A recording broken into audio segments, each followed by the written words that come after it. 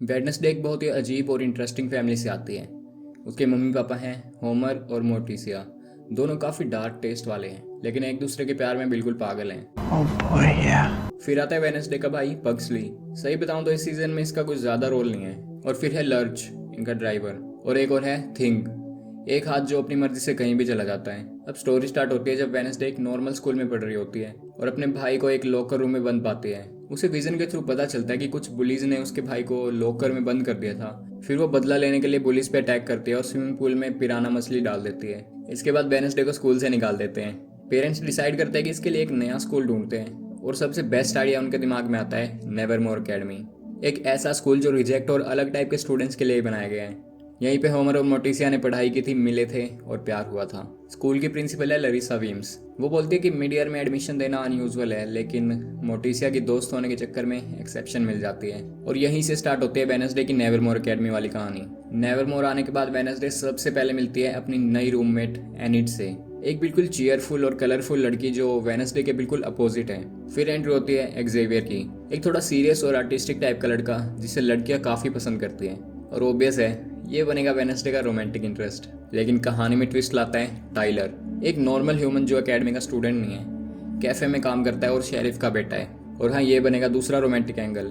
मतलब एक proper Netflix style love triangle set हो जाता है। एकेडमी के सभी स्टूडेंट्स के पास अपनी अपनी स्पेशल पावर्स हैं। एनिड एक वेयरवुल्फ है, बस प्रॉब्लम ये है कि अभी तक वो ट्रांसफॉर्म नहीं हो पाई है।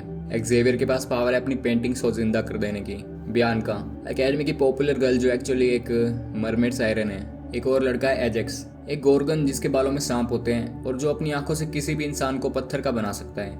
यूजिन, एक ऐसा लड़का जिसका स्पेशल टैलेंट है बीज को कंट्रोल करना और उनके साथ दोस्ती करना। लेकिन असली कहानी ट्विस्ट लेती है एक मॉन्स्टर की एंट्री के साथ, एक ऐसा क्रीचर जिसको अभी तक कोई मार नहीं पाया और जो एकेडमी के बाहर के एरिया में लोगों को मार रहा है। शेरिफ इस केस की इन्वेस्टिगेशन कर रहा है और ऑब्वियस है कि इस मिस्ट्री में घुसने वाली हमारी वेडनेसडे।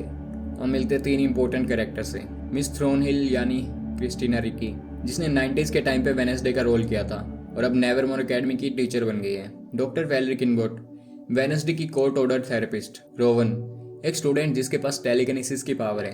वो मानता है कि भविष्यवाणी के हिसाब से ना वेडनेसडे स्कूल को डिस्ट्रॉय करेगी। एक दिन रोवन वेडनेसडे को मारने की कोशिश करता है, लेकिन मॉन्स्टर आके उसका ही काम खत्म कर देता है। शेरिफ उसकी बॉडी ढूंढता है, लेकिन प्रिंसिपल उसे छुपा देती है क्योंकि वो खुद एक शेप शिफ्टर है।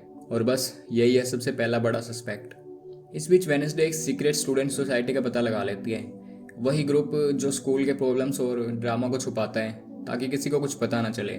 इस सोसाइटी के मेंबर्स हैं एक्जेवियर, बियांका और कुछ और स्टूडेंट्स। लेकिन वेडनेसडे का असली फोकस है मॉन्स्टर की मिस्ट्री सोल्व करना और एक स्ट्रेंज ड्राइंग का मतलब समझना, जिसमें वो खुद स्कूल के बीच में खड़ी है और पूरी बिल्डिंग जल के बर्बाद हो रही है। एक्जेवियर हेल्प करता है और बताता है कि ड्राइंग में एक और आदमी है, जोसेफ क्रैकस्टोन, टाउन का फाउंडर, जो पहले लोगों को हंट करके मार देता था, खासकर वो लोग जिनके पास स्पेशल पावर्स होते हैं। और एक विजन में वेडनेसडे देख लेती है कि मॉन्स्टर ने उसकी एक एंसेस्टर को भी मार दिया था। मर्डर्स चल रहे हैं और वेडनेसडे का सस्पिशन सीधा एक्जेवियर पे जाता है क्योंकि वो हमेशा वहीं होता है जहां मॉन्स्टर का अटैक हुआ हो। ऊपर से उसके पास मॉन्स्टर के काफी सारे स्केचेस भी आ जाते हैं। लेकिन अब ये सब साइड में रखना पड़ेगा क्योंकि आने वाला है क्लासिक मोमेंट जो हर नेटफ्लिक्स सीरीज का ट्रेडमार्क है, स्कूल डांस सीन। वेडनेसडे पहले एक्जेवियर के साथ जाने वाली होती है, लेकिन लास्ट मोमेंट पे वो टाइलर के साथ चली जाती है। और फिर होता है वो सीन जो हर जगह वायरल हो गया, रील्स में, शॉर्ट्स में। वेडनेसडे का थोड़ा ऑकवर्ड, थोड़ा क्रीपी, लेकिन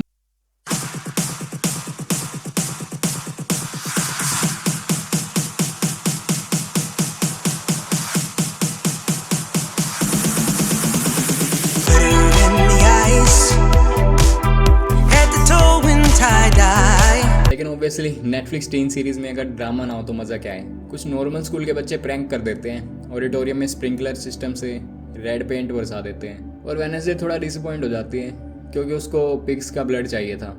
डांस के बाद यूजिन छुपके से मॉन्स्टर का हाइड आउट एक्सप्लोर करने के लिए निकल पड़ता है। वहाँ एक मिस्टीरियस वुमेन आती है और उसके ऊपर कॉकटेल फेंक देती है, फिर मॉन्स्टर अटैक कर देता है। यूजिन बेचारा बिल्कुल हेल्पलेस और इंजर्ड हालत में छोड़ दिया जाता है। वेडनेसडे उसे हॉस्पिटल में मिलने जाती है। नेक्स्ट एपिसोड में कहानी थोड़ी साइड हो जाती है क्योंकि अब फोकस शिफ्ट होता है वेडनेसडे के मम्मी पापा पे, क्योंकि पेरेंट्स वीक चल रहा होता है। अब हम फोकस करते हैं वेडनेसडे के पेरेंट्स के पास्ट पे। फ्लैशबैक में पता चलता है कि जब होमर और मोर्टिसिया स्टूडेंट्स थे तब गैरेट गेट्स के मर्डर का इल्जाम होमर पे लगा था। तब से ही शेरिफ होमर को पसंद नहीं करता और हर मौका ढूंढता है उसे ब्लेम करने का। बाद में होमर कन्फेस करता है कि हाँ, मैंने गेट्स को मारा है, क्योंकि वो मोर्टिसिया पे ऑब्सेस था और होमर को लगता था कि वो उसे नुकसान पहुंचा सकता है। मोर्टिसिया कहते हैं कि नहीं, मर्डर मैंने किया था, और होमर ने सारा इल्जाम अपने ऊपर ले लिया ताकि उसे बचा सके। लेकिन फिर रिवील होता है कि दोनों ही गलत थे। गैरेट गेट्स के पास पॉइजन था जो वो स्कूल में फैलाने वाला था, और फाइट के दौरान जार टूट गया। वो पहले से ही मरने वाला था और स्टैबिंग से पहले ही उसकी मौत हो चुकी थी। और क्योंकि मेयर भी वहीं था तो सारे चार्जेस ड्रॉप कर दी गई। मतलब एंड में किसी को ब्लेम नहीं किया जा सकता। ये पूरा सीन सिर्फ एक फिलर ड्रामा था, जैसे शुरू हुआ था वैसे ही खत्म। अपने बर्थडे पे वेडनेसडे को एक विजन आता है अपनी पुरानी एंसेस्टर का, जो उसे बोलती है गेट्स फैमिली का घर इन्वेस्टिगेट करो। गेट्स फैमिली वही है जिसके मेंबर गैरेट गेट्स ने कभी नेवरमोर के लोगों को मारने का प्लान बनाया था। वेडनेसडे वहां जाती है और मेयर से टकरा जाती है, लेकिन कुछ ही टाइम बाद मेयर सस्पिशियस तरीके से एक्सीडेंट में मर जाता है। एक्चुअली उसका मर्डर हो जाता है। फिर प्रिंसिपल पूरा हैरी पॉटर स्टाइल रूल लगाती है, सब स्टूडेंट्स कैंपस के अंदर रहेंगे। लेकिन वेडनेसडे, उसको रूल से फर्क नहीं पड़ता। वो छुपके से गेट्स मैंशन पहुंच जाती है।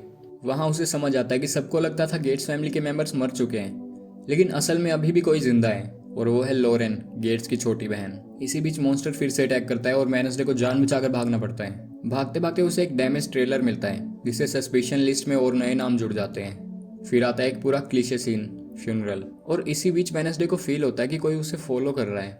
वो पलट के देखती है और उस इंसान का पीछा करती है, और उसे देख के शॉक हो जाती है, क्योंकि एनिमी नहीं बल्कि उसका अपना अंकल फेस्टर होता है, जो मिस्ट्री सोल्व करने आया है। अंकल फेस्टर बताता है कि मॉन्स्टर का असली नाम है हाइड, और हर हाइड के पीछे होता है एक मास्टर जिसे वो ब्लाइंडली सर्व करता है।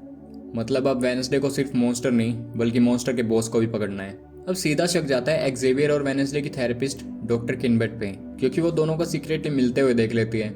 वेडनेसडे सोचती है बस ये दोनों ही कल्प्रेट हैं। पर इस सब के बीच एक और कॉम्प्लिकेशन आ जाता है, टाइलर। फीलिंग्स का हैंगओवर वेडनेसडे को कंफ्यूज कर रहा होता है। ट्रेलर में डेट के दौरान दोनों के बीच एक ऑलमोस्ट किस मोमेंट होता है, लेकिन जैसे क्लाइमेक्स होने वाला होता है, एक अनएक्सपेक्टेड इंटरप्शन सब कुछ बिगाड़ देती है। जब वेडनेसडे रूम पे वापस आती है तो थिंग यानी वो वॉकिंग हैंड को स्टैब्ड कंडीशन में पाती है। पूरा सीन इमोशनल और इंटेंस बन जाता है।